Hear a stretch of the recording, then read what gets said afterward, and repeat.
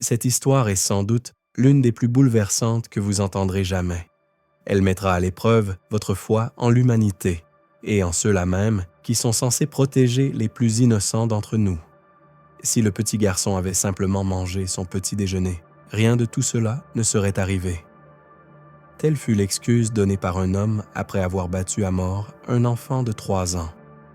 Le 4 novembre 2014, en Pennsylvanie, les infirmières expérimentées de l'hôpital Brandywine se tenaient figées, silencieuses, les larmes coulant sur leurs joues. Devant elles reposait le corps brisé d'un petit garçon nommé Scotty McMillan, à peine 3 ans, les cheveux rouges vifs et les yeux bleus.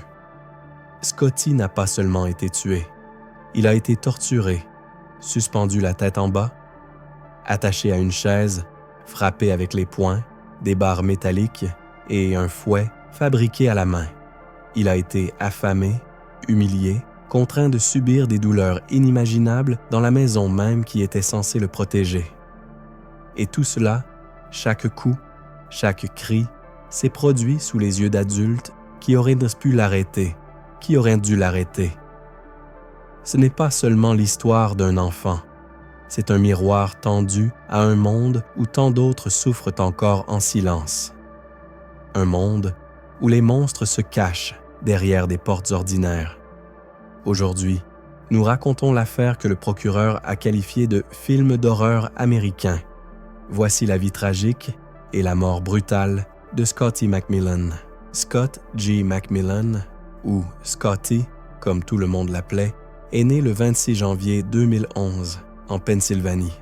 Il avait des cheveux roux flamboyants, des yeux bleus pétillants et un sourire qui illuminait toute la pièce. Même à seulement 3 ans, Scotty laissait une impression inoubliable à tous ceux qui le rencontraient. C'était un enfant calme, affectueux, qui adorait son grand frère Ryan. Où que Ryan aille, Scotty le suivait. Il le regardait avec une admiration pleine d'étoiles dans les yeux et s'efforçait d'imiter chacun de ses gestes. Les deux garçons partageaient un lien très fort.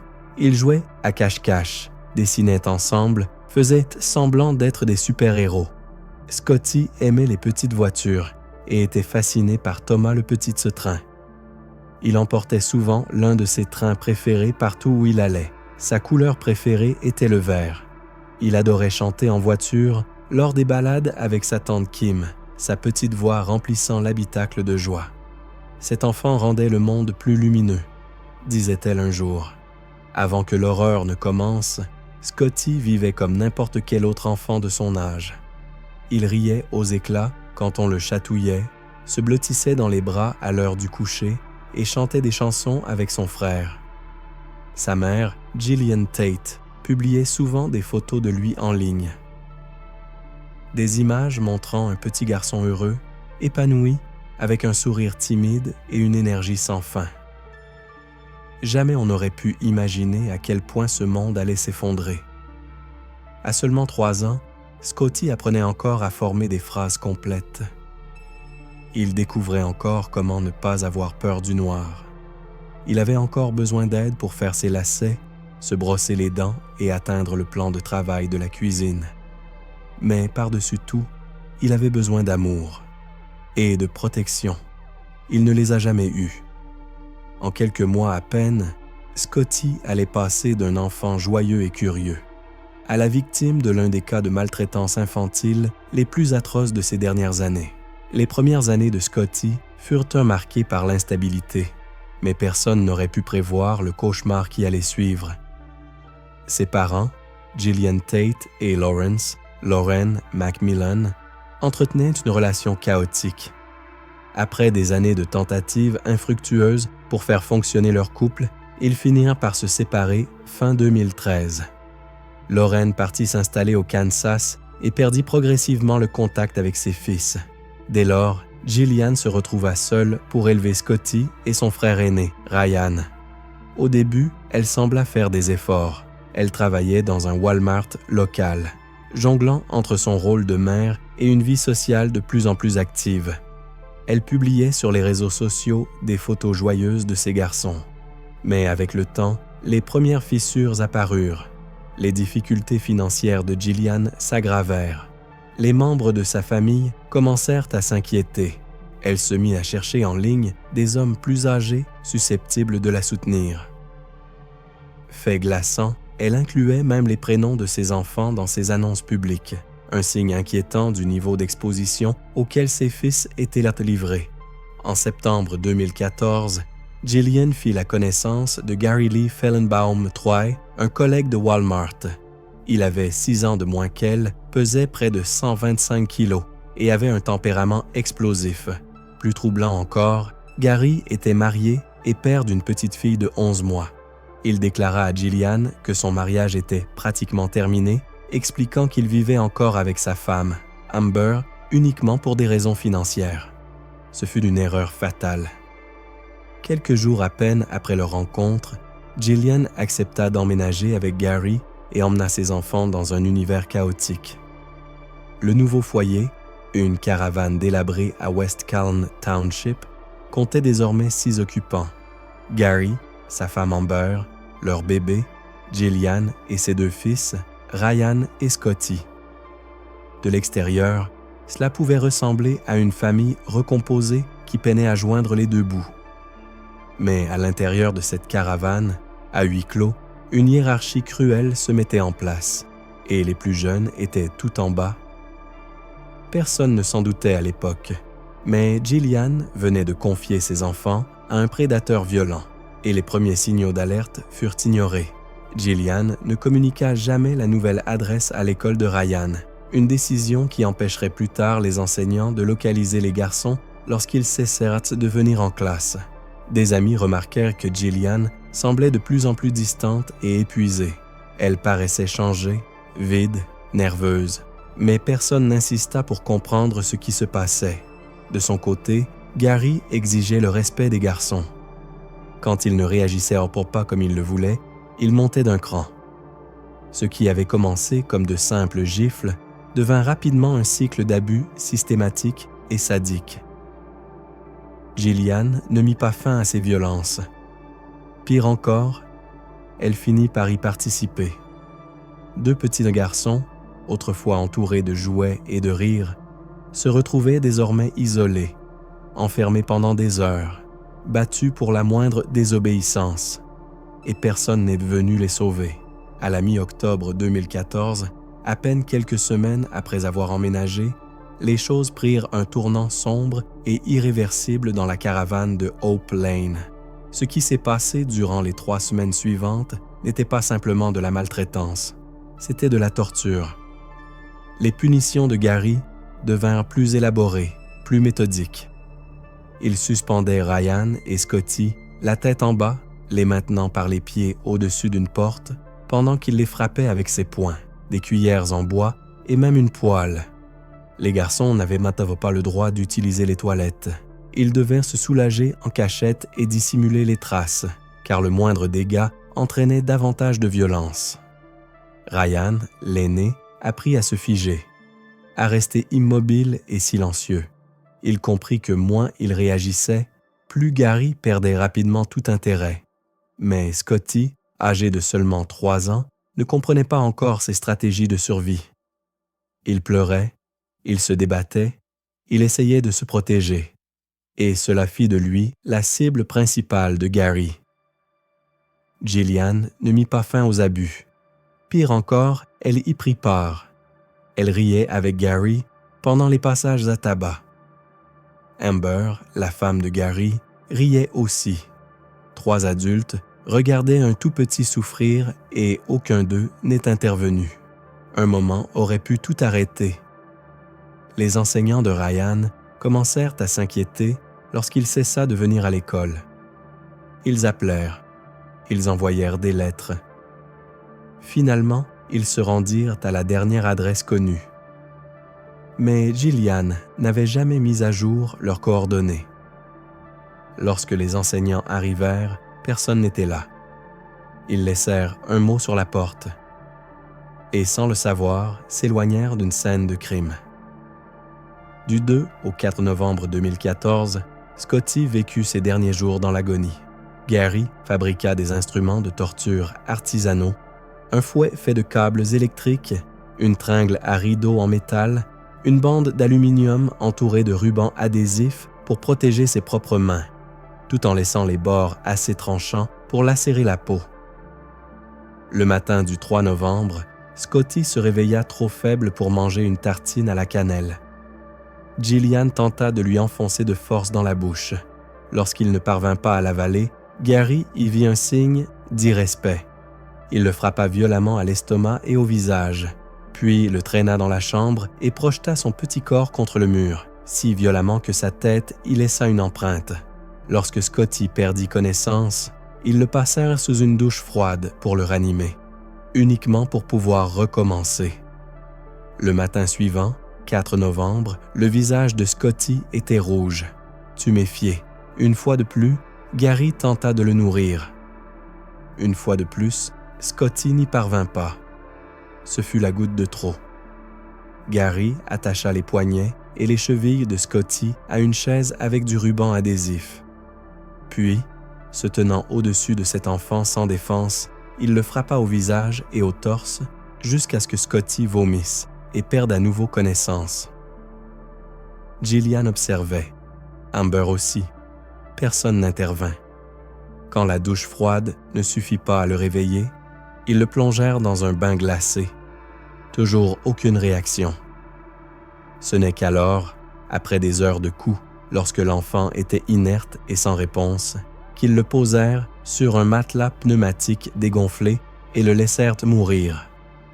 Ce soir-là, alors que Scotty agonisait, les adultes allèrent de faire du shopping pour acheter une voiture. Ils commandèrent une pizza, ils mangèrent, ils eurent des rapports sexuels. Ils firent la sieste. Ce n'est qu'aux alentours de 19h30 que Gillian alla voir son fils. Il ne respirait plus. Elle hurla. Amber appela le 911. Les secours se précipitèrent à la caravane, mais il était bien trop tard. Le corps de Scotty était couvert d'ecchymoses, de coupures, de blessures trop nombreuses pour être comptées. Sa courte et belle vie s'était terminée. Seul, brisé, abandonné. Ce qui allait suivre allait secouer toute la communauté. Lorsque les secours arrivèrent à la caravane le 4 novembre 2014, ils furent confrontés à une scène si terrifiante qu'elle les hanterait pendant des années. Le petit corps de Scotty McMillan était froid, sans vie, couvert d'hématomes de la tête aux pieds. Du sang s'était écoulé de son nez, de sa bouche et de ses oreilles. Il présentait des blessures par perforation, des traumatismes internes, des signes évidents d'abus prolongés et violents. Malgré les efforts désespérés de l'équipe d'urgence, Scotty fut officiellement déclaré mort à 19h45 à l'hôpital Brandywine. Même le personnel médical le plus aguerri ne put retenir ses larmes. Une infirmière déclara plus tard que l'image de Scotty resterait gravée dans son cœur à jamais. Un secouriste écrivit « Cet enfant m'a changé ». L'enquête commença immédiatement. Les policiers pénétrèrent dans la caravane et découvrirent ce qu'ils décrivirent comme une véritable maison de l'horreur. Des trous dans les murs où les têtes des enfants avaient été projetées, un matelas pneumatique dégonflé, taché de sang, un fouet artisanal fait de câbles et de rubans adhésifs, une tringle à rideaux en métal tordu, une bande d'aluminium utilisée pour infliger la douleur, et du ruban adhésif électrique, employé pour attacher un enfant pendant sa dernière séance de torture. Ils ne trouvèrent qu'une seule photo de Scotty dans toute la maison. Ryan, le frère aîné de Scotty, présentait des signes évidents de maltraitance physique. Il fut transporté en urgence dans un hôpital spécialisé pour enfants avant d'être placé sous protection. La fille de Gary, âgée de 11 mois, ne montrait aucune blessure physique. Les 3 adultes, Gary Fellenbaum, Gillian Tate et Amber Fellenbaum, furent placés en garde à vue. Gary déclara froidement aux enquêteurs « Rien de tout cela ne serait arrivé si le gosse avait mangé son petit déjeuner ». Le 6 novembre, Gary et Gillian furent arrêtés et inculpés de plusieurs chefs d'accusation, notamment meurtre au premier degré, conspiration de meurtre et coups et blessures aggravés. Amber fut arrêtée le lendemain pour mise en danger d'enfants et non-assistance. L'affaire fit la une des journaux à l'échelle nationale. Le procureur du comté de Chester, Tom Hogan, ne mâcha pas ses mots. Devant la presse, il parla d'une véritable histoire d'horreur américaine. Il annonça que l'État demanderait la peine de mort contre Gary, une sanction rarement requise dans le comté, réservée aux crimes parmi les pires des pires. Mais la décision fut loin d'être simple. Malgré les preuves accablantes, des heures d'aveu, des témoignages concordants de Gillian et d'Amber, les blessures atroces de Scotty, un obstacle moral empêchait le ministère public d'aller jusqu'au bout. Pour obtenir la peine capitale, il aurait fallu faire témoigner Ryan, le frère de 6 ans de Scotty. Il aurait fallu lui faire revivre chaque instant de son calvaire, et les procureurs refusèrent de lui imposer cela. Ainsi, en 2015, Gary Lee Fellenbaum accepta un accord de plaidoyer. Il plaida coupable pour meurtre au premier degré, coups et blessures aggravés, conspiration criminelle et possession d'instruments de crime. En échange, il évita la peine de mort, mais fut condamné à la réclusion à perpétuité sans possibilité de libération conditionnelle, plus 10 à 20 années supplémentaires. Le procureur fit alors une remarque glaçante. La vie de Gary Fellenbaum a été épargnée par l'enfant même qu'il a contribué à détruire. C'est à cause du traumatisme de Ryan que nous avons refusé d'aller plus loin. Le mal dans cette affaire a été épargné parce que nous avons choisi la compassion pour un petit garçon qui avait déjà tant souffert. En 2017, Amber plaida coupable et fut condamnée à une peine de 6 à 16 ans de prison. La même année, Gillian Tate plaida coupable pour meurtre au 3e degré en échange de l'abandon de la peine de mort. Lors de son audience, une lettre écrite par Ryan fut lue à haute voix devant le tribunal. Dans cette lettre, le petit garçon écrivait à sa mère « Tu étais censé nous protéger, mais à cause de toi, Scotty n'est plus là. Tu es la pire maman du monde. » Gillian fut condamnée à une peine de 42 à 94 ans de prison. La justice avait parlé, mais la communauté, elle, refusa de rester silencieuse. La mort de Scotty McMillan n'a pas seulement dévasté une famille, elle a provoqué une onde de choc dans tout le pays. La brutalité de l'affaire et l'image insupportable d'un petit garçon roux battu à mort dans une caravane a suscité l'indignation bien au-delà des frontières de la Pennsylvanie. Dans le comté de Chester, où la criminalité violente est rare, la population fut profondément bouleversée. Quelle société permet à un enfant de souffrir ainsi? Quels signaux d'alerte avons-nous manqués? Des veillées ont été organisées en mémoire de Scotty. Lors d'un rassemblement aux chandelles, des parents serraient leurs enfants dans leurs bras, pendant que des responsables locaux lisaient à voix haute les paroles de la chanson préférée de Scotty. D'autres pleuraient en silence. Un petit train bleu, Thomas le Petit train, fut déposé au pied du mémorial, entouré de lumières vacillantes et de peluches. Le 12 novembre 2014, Scotty fut inhumé dans un cercueil fabriqué sur mesure, décoré d'images de Thomas. Un train miniature fut placé à ses côtés. Il fut enterré au cimetière de Northwood, dans le comté de Chester. Sa vie brève mais lumineuse, pleurée par des inconnus qui avaient l'impression de le connaître. Partout dans le pays, les gens posèrent la même question. Comment cela a-t-il pu arriver? Pourquoi n'y avait-il pas plus de protection en place? Pourquoi l'école n'a-t-elle pas retrouvé les enfants à temps? Comment les services sociaux, les voisins, la famille élargie ont-ils pu passer à côté, ou pire, ignorer, les signes? En ligne, l'indignation explosa. Des dizaines de milliers de personnes signèrent des pétitions réclamant des peines plus sévères pour les auteurs de maltraitance infantile, ainsi que des contrôles renforcés pour les tuteurs. Certains se demandèrent si l'activité en ligne de Gillian, notamment le fait d'avoir mentionné les prénoms de ses enfants dans des annonces, n'aurait pas dû être signalée. D'autres appelèrent à rendre obligatoires les contrôles de bien-être après des absences prolongées à l'école. L'affaire relança les débats sur la protection de l'enfance, la pauvreté et la négligence dans les communautés à faible revenu. elle devint un symbole tragique des défaillances systémiques, où les signes étaient visibles, mais où personne n'est allé au bout. Un membre de la communauté résuma le sentiment collectif dans une lettre adressée au journal local. « Nous avons échoué, Scotty. Pas seulement Gary. Pas seulement Jillian. Nous tous.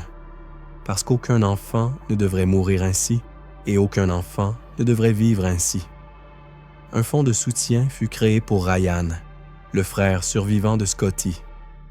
Il reçut des dizaines de milliers de dollars de dons, bien que des différends aient ensuite émergé quant à la gestion de l'argent. Ryan fut finalement confié à une famille adoptive.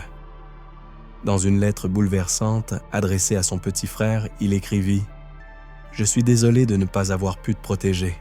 Tu me manques tous les jours. Tu es au paradis maintenant. Gary est en prison, mais toi, tu n'es plus avec moi.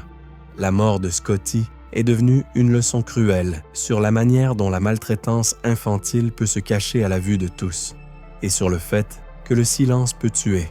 Scotty McMillan n'a jamais eu la chance de grandir.